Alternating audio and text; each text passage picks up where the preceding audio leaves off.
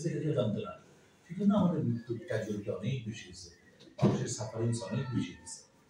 তো তখন ক্রিটিক্যাল মোমেন্টে আপনারা যদি তাজউদ্দিনের লেখা, তাজউদ্দিনের বিয়ের লেখা বইগুলো পড়েন, স্পষ্টভাবে সব ওখানে লেখা আছে, কখন কোন ঘন্টায় কি হলো না হলো, 25-এ রাতে ঘটনাগুলো কি হলো, বঙ্গবন্ধুর কাছে বারবার লিখিত একদম লিখে নিয়ে গেছে স্বাধীনতা ঘোষণা করলাম, আপনি সই করে দেন, উনি করেন নাই।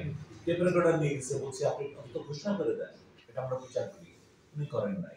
বলছে 26-এর জায়গায় 27, বলছে 27 মার্চ, 27 মার্চ আমি সারা দেশে অবরোধ কি বলে আন্দোলন ডাকবো। তো অনেক ইতিহাসগুলো বইতে সব আছে। উনি কথা বললেন এখানে যে আসলে যে কোনো দেশে পক্ষ থাকে দুটা, সবসময় পক্ষ থাকে দুটা। 71-এর পক্ষ ছিল দুইটা, 71-এর পক্ষে 71-এর পরেও